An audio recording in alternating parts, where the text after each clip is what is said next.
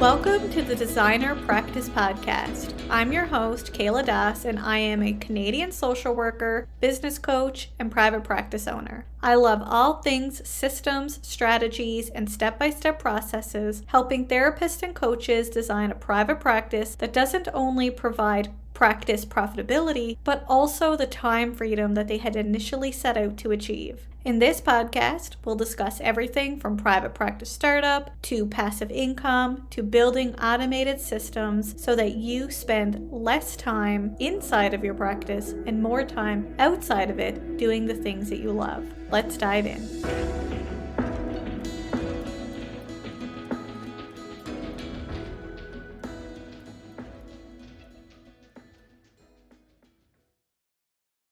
Today's podcast episode is sponsored by Jane app. Before we dive into today's episode, let's chat about Jane. Jane is an all-in-one practice management software that can help you manage your practice with a suite of features that makes it easy to meet with individuals, couples, and families. Jane is easy to use even for the least tech-savvy user. Reliability and security are important parts of running a private practice, so Jane is both PIPEDA and HIPAA compliant, and your data is stored safely in the country that you practice, so no matter where or how you practice, Jane is always with you in the most secure and helpful way possible. Whether you work from home or in an office, you can be confident that you'll finish your session notes quickly and securely. Wherever you have Wi-Fi, you have Jane. And Jane's support team is always ready to lend a helping hand. You can learn more at kayladas.com/Jane. That's kayladas.com/Jane. And when you use the promotional code EVASPARE1MO, that's EVASPARE1MO, you'll receive a 1-month grace period on your new Jane account. So check out Jane today. Welcome back, everyone, to the Designer Practice Podcast. I'm your host, Kayla Das. In today's episode, we'll be diving deep into the differences between the 3 most common website platforms and how to choose which one best fits your private practice goals and vision.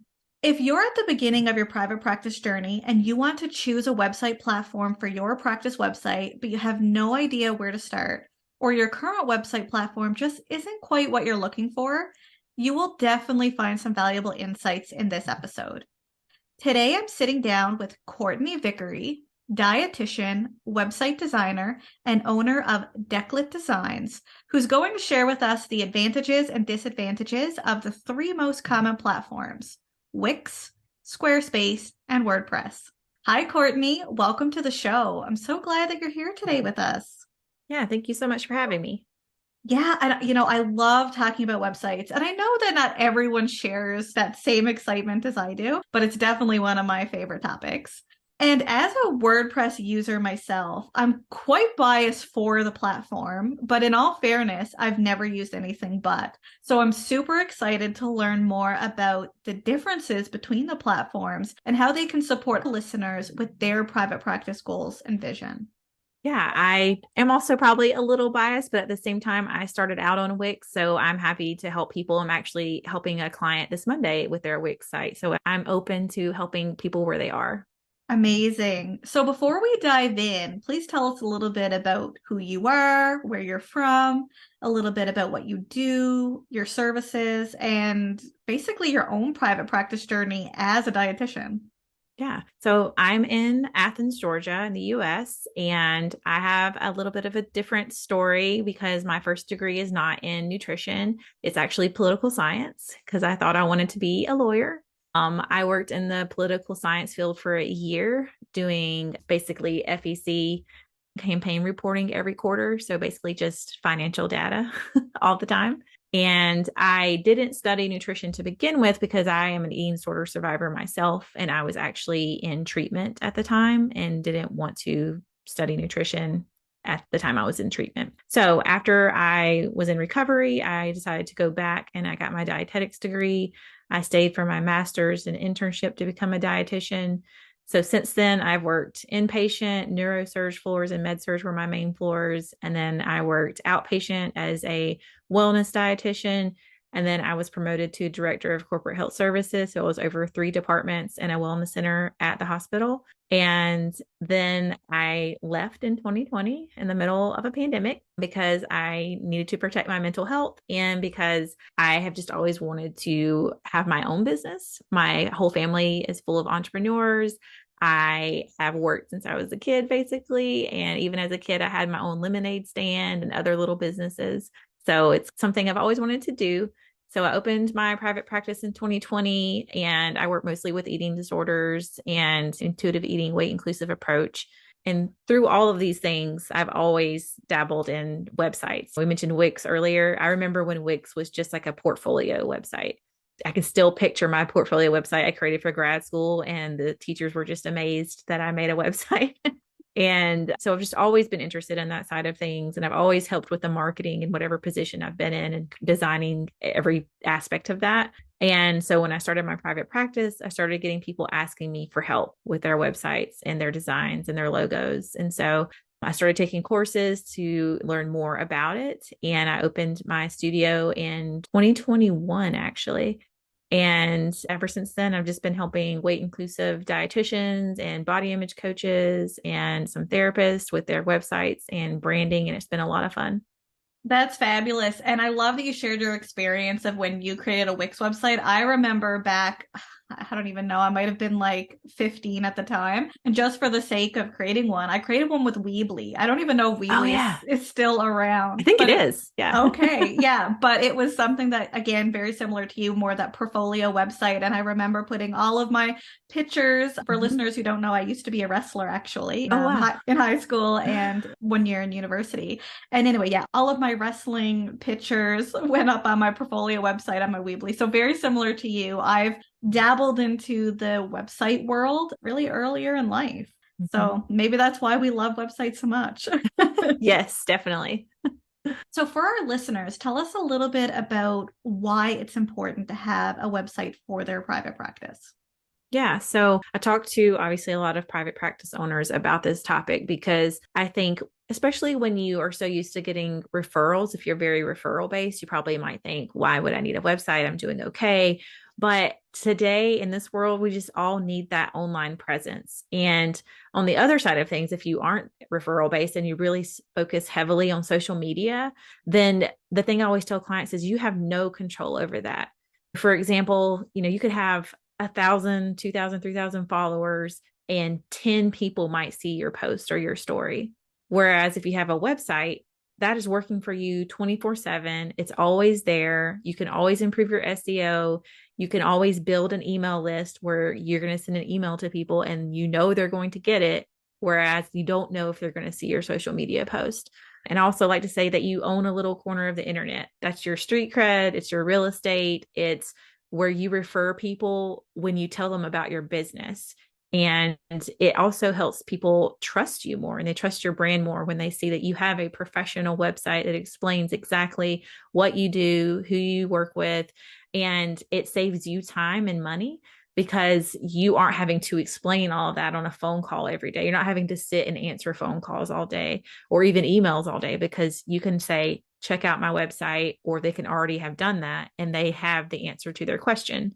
And then even beyond that, having the scheduler embedded or a contact form, that saves you time too, because again, you're not having to do the phone tag or emailing back and forth. They can just immediately contact you, tell you what they need or what they need help with, and also schedule a call with you if that's how you want to do your process. Yeah, and I love that you connected it back to having street credibility because when it comes to private practices, sometimes we think, do I need to have a website? But the truth is that even though registering your business is the credibility you need for the government, a website is the credibility you need for your clients because clients view the website as almost your virtual office, is what I call it. Because they see what services you offer. They learn a little bit about you. They learn a little bit about your approaches. They might see some images of your therapy practice or whatnot. I know for me as a consumer myself, if someone doesn't have a website, I think, are these people legitimate? Even though it doesn't take a lot to buy a website domain, it just creates that initial credibility. Yeah, it makes you question whether or not it's a real person almost, because before maybe people could go and call someone and talk to someone on the phone, and that may not be the case these days. And if you are busy in your practice, it just depends on how you have things set up. You may not have that ability. So again, it just saves you so much time, and it makes you start to develop that trust because they already start to know you and they learn about your story and how you work with people. And like you said, including pictures of your space is so important because going to a therapist or any healthcare professional can cause a lot of anxiety. And I know I like to see where I'm going before I go. So that can also help with that. I have an example. I was looking recently for an equine or horse therapy program in my area. And someone had posted in a Facebook group that they did that, but they had no website, not even a Facebook page. And I wanted to know, what were their credentials? What was the program like? How much did it cost? Where is it? And I then went and found someone who had a website and had pictures and showed people that work there and explained their process. And I was able to email them and they reached out immediately. So it's that part where you don't almost seem like a legitimate practice or a real person if we aren't able to see and understand and know what you do. 100%. I agree completely. So now, can you give us a little overview about the three most common platforms? Yeah, so we were talking about Wix, WordPress, and Squarespace. So I'll start with Wix because that seems to be the one that people start out with the most because it is the easiest for the most part. It's cloud-based, it's very intuitive, drag and drop interface. You don't have to do any code or anything like that. It has a lot of customizable templates and features. So you can have a blog, you can have a contact form, you can have an email list, but the part where it kind of lacks a little bit is the fact that it's all in one. So if it's all in one, it can't be great at everything. And the biggest thing is the responsiveness.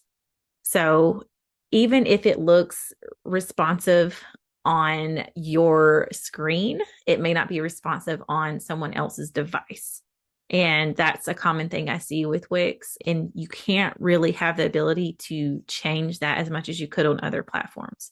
So, speaking of that, WordPress is most of the websites on the internet. I think it's over 40 to 50% actually are on WordPress because it offers so much flexibility and control over the design and function of the website. I mean, if you can dream it, you can do it pretty much on WordPress.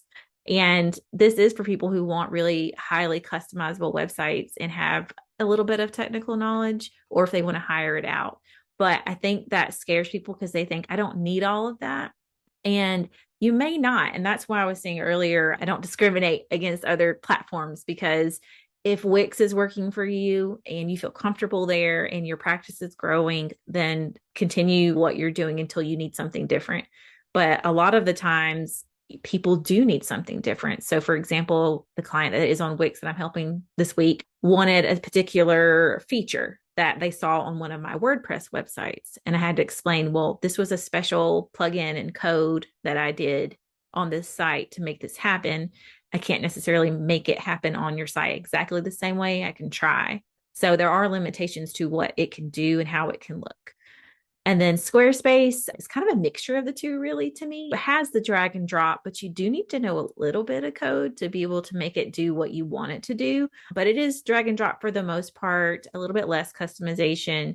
You can blog on it. I've seen some beautiful Squarespace websites, but I always joke, I can tell as soon as I land on a website what it was built with. And then I play this game where I inspect the code myself in the browser and I see if I'm right. But I can tell if it's Wix. There's been one time where a Wix website tripped me up. It did not look like one. And it was really well done. So bravo to that person. But I can usually just kind of tell based on the spacing and the responsiveness, especially if it's Wix. WordPress, it doesn't have to be all code, it doesn't have to be complicated. I love using Divi as a builder that I like. I love using Elementor. Beaver Builder is a really good and simple one. So you don't have to use straight code to make a site. And the last thing I want to point out about WordPress is that when we talk about WordPress, we're talking about WordPress.org. I've had so many clients come to me and they're like, I'm already on WordPress. I just need you to edit my site, but they're on WordPress.com and they're not the same. You don't have the same flexibility and customization on WordPress.com as you do WordPress.org. So just a little note about that one. That's good to know. I actually don't know if mine's on .com or .org because I have it hosted with a hosting platform. Mm-hmm. But I want to go back to where you mentioned about Divi and Elementor. Sometimes people find that when they start with WordPress, it's really complicated because of the code and because of just the way it looks. But if you buy a theme that goes with it, whether it's Elementor or Divi, those can really make the drag and drop aspects to it that makes it super easy. And I don't try to overcomplicate it. I'm sure I could if I wanted to, but I just, bought Divi and Mm-hmm. went to town. And the great thing about Divi is it has a lifetime license. So Yes. you don't ever have to pay for it again. And you can use it on as many sites as you want. Elementor is great. And I actually used it before I used Divi, but you do have to pay like a yearly fee. And if you design sites for other people, then that's a whole nother discussion of how it works. When you think of these three platforms, are there any specific considerations that listeners should factor into their decision when they choose a specific platform for their private practice? Yes. So I think you need to consider obviously money and time. Those are the top two things because these are all different when it comes to how much money and time it's going to take you. So, for example, Wix, it's going to be easier. So it might save you time in the short run.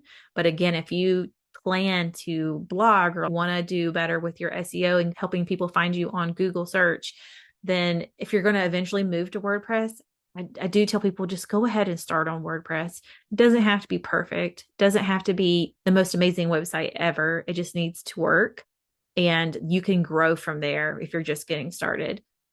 So again, because Wix isn't as customizable, we've already said all those things. And then the only other part to think about is the HIPAA compliant part for the US people. Not sure if Canada has a version of HIPAA. We do. It's Pipeta. Okay, gotcha. So you do want to make sure that what you're doing and the way you're communicating is compliant for that. So, for example, on my WordPress websites for clients, I have them use their EMR or their EHR. So, for example, Practice Better or Simple Practice for their contact or their scheduler if they can, just because you have that extra layer of security. So you can do that much more easily on Squarespace and WordPress than Wix because Wix wants you to use everything that's in Wix. It's all in one.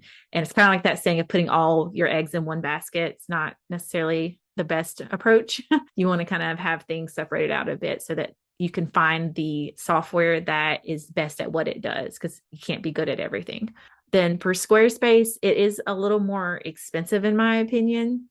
And again, to get some of the features that you want, you're going to have to pay more. So, for example, if you want to use their Squarespace or Acuity, I think is the other name for their appointment scheduling, you have to pay more for that. So, unless you're using Acuity for your notes as well, then you may be paying for multiple platforms and it's going to end up costing you more in the long run. And then coming back to WordPress, again, you can make that however you want it because you can literally integrate anything that you want with it. But there is a steep learning curve. If software makes your brain hurt and you don't want to do this at all, then you have to decide, do I have enough time or do I have enough money? Because if I have enough time, I can learn it. If I have enough money, I can hire it out. If I don't have either, then I probably need to start with something like Wix or Squarespace. Yeah, that makes complete sense. The one thing that I've heard, and I would love to hear your feedback on it, was that certain platforms are better for blogging than others. I'm someone who loves blogging and actually teaches therapists how to blog so that they can build their SEO. So if you were to think about the blogging capabilities, what would be each of these platforms' strengths and weaknesses in connection to that? Mm-hmm. I'm going to sound like a WordPress cheerleader. So if you are in WordPress and you are writing a blog post and you're using a plugin like Yoast or Rank Math, you are able to plug in the keyword that you want after you've done some keyword research, and it will tell you how well you're doing as far as the structure of that blog post, the headings that you're using. Do you have the keyword enough times or too many times? Did you add the alt description to your images? And then do you have enough internal and external links that are relevant to the keyword that you're doing? And Wix, as far as I know, and Squarespace can't do that. They don't have those plugins. So You could do that on your own, I guess, if you really wanted to. But the plugins and things make it so much easier and makes it so much more efficient so that you're saving time and you're able to write more content. And when you write more content, then you're going to be able to rank higher faster. Yeah, that's what I've heard too, that WordPress is, at least for the blogging world, the golden platform. Mm-hmm. But I've also heard that Squarespace has improved some of their Yeah. capabilities. Now, they're not to the level of WordPress yet, but I heard Mm-hmm. Squarespace I've heard that too. is Yeah. trying to improve its capabilities. Yeah. And when people are trying to choose, again, we talked about time and money, but I also encourage people go do a free trial and log into these platforms. I do that all the time with any kind of software. I was doing it this weekend. I was looking for an editing software and I just did the free trial with all of them because it doesn't matter if I make a spreadsheet and one has a feature I like better than the other. If I'd go in and the entire user interface is not intuitive to me, I'm going to hate it. So play around with all of them and see which one feels the best to you. That makes sense. Are there any considerations that if therapists know they want to outsource their website, so they know they want to get a designer like you or someone in their community that they would like to have design their websites, are there any considerations that they should think about when they choose a platform for the purpose of outsourcing it? Yes. So again, I think they need to decide, are they wanting to maintain it or do they want someone else to maintain it? And there's a lot of different ways to do that, but I'll explain kind of how I maintain it for my clients. They can maintain it themselves. I think sometimes people, like, for example, will look at the hosting piece of WordPress and be like, well, I can get a Flywheel hosting plan for $15, and that's much cheaper than what you're charging. But I'm not charging you for the hosting necessarily. I'm charging you for my time to update the plugins, because if you don't update the plugins, you're at a risk of being hacked. And if you're hacked, it is not fun to be able to get your site back up and running. So maintaining the website is very important for the security and the functionality of the website. So that's what I'm doing. I'm running reports, making sure it's functioning properly. I send you a monthly report and tell you everything I did, like what plugins did I update? What updates did I make to the design if you asked for those things? And just making sure that the performance of the website is going well. And with Wix, you don't have to do that, right? It's all integrated into it. So there are those pros and cons of if I don't want to have to worry about maintaining the website and I don't want to necessarily pay someone more to maintain it for me, then Wix would be good for that. But again, you come back to the limitations of the platform. And it's the same for Squarespace because you can't have like outside hosting for Squarespace. So it's hosted through Squarespace and you have to use what they provide for you. Do you have any advice or insights for any listener who's considering creating a website or maybe even transferring a website to a different platform, but they just don't know where to start or what to do? Yeah. So first I would say think about what the purpose of your website is and what your goals are, because if you aren't sure what you're trying to do with the website, it's going to be a little bit chaotic, but you want to make sure that you have the purpose, the goals, and who your target audience is. Who are you talking to?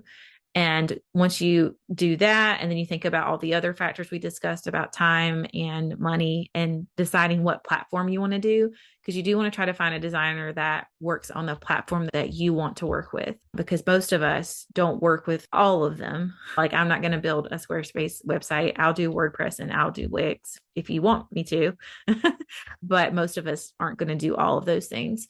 So finding the designer and researching what platforms they use and who you would like to work with, who is in alignment with your values. That's especially important for the clients I work with because I do only work with weight inclusive businesses and private practices.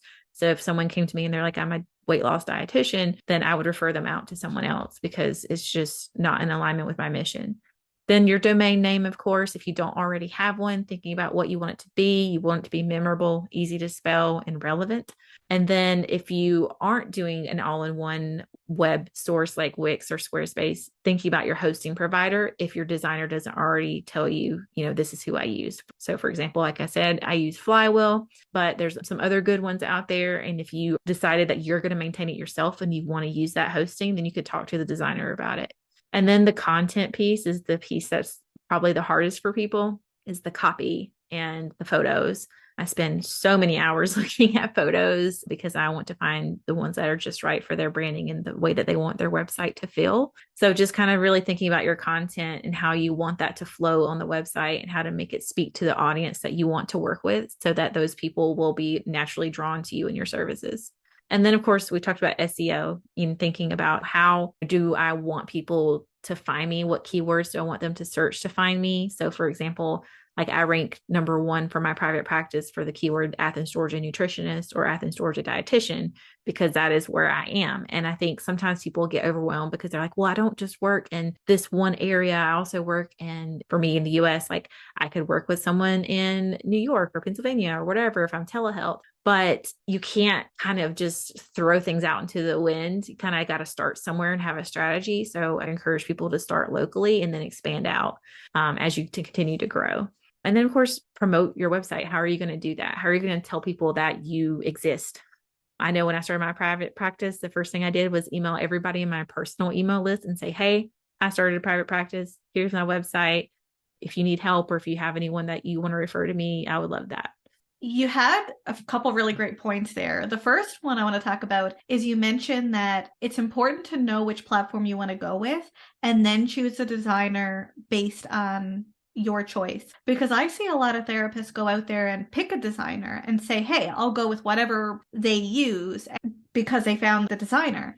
And although if that works for you, that's fine. But if that's a platform that ongoing, you always have to be paying out to do very small edits, that's going to become really costly overall. Whereas if you find the platform that fits you best and your private practice vision best, and then find someone who can help you build within that platform, that way you're not outsourcing every little thing, every little edit.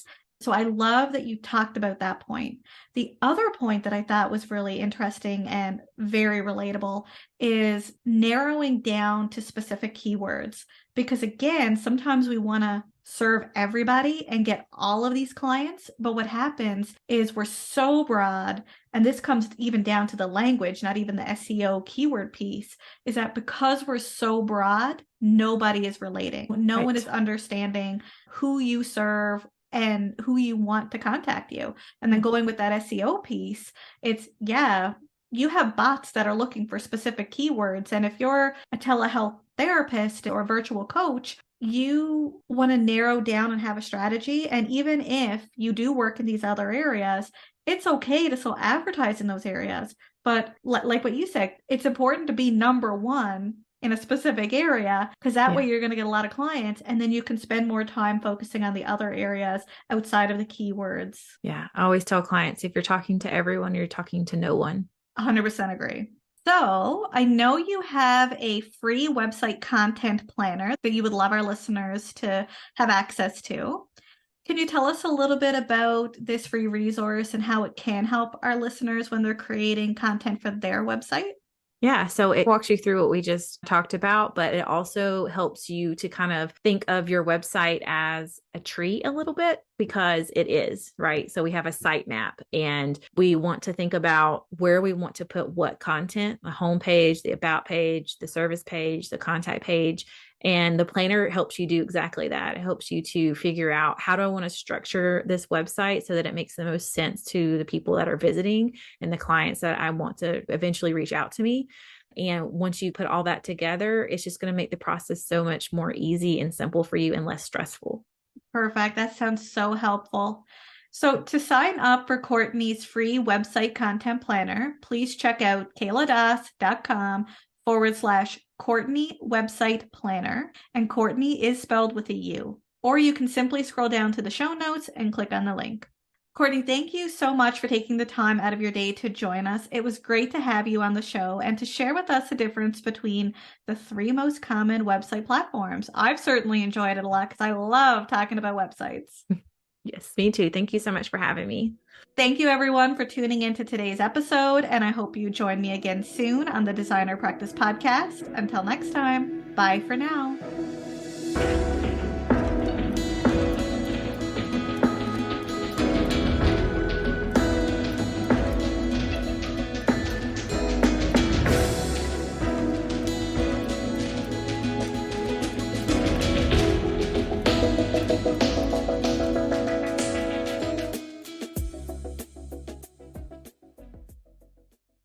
Please be advised that the podcast advertisements and links in this episode may be affiliate and or sponsor links where Evaspare Inc. and the Designer Practice Podcast receive compensation for sales or signups made through link clicks. This helps the Designer Practice Podcast continue to provide free and valuable content to you each week. Thank you, and we appreciate your support.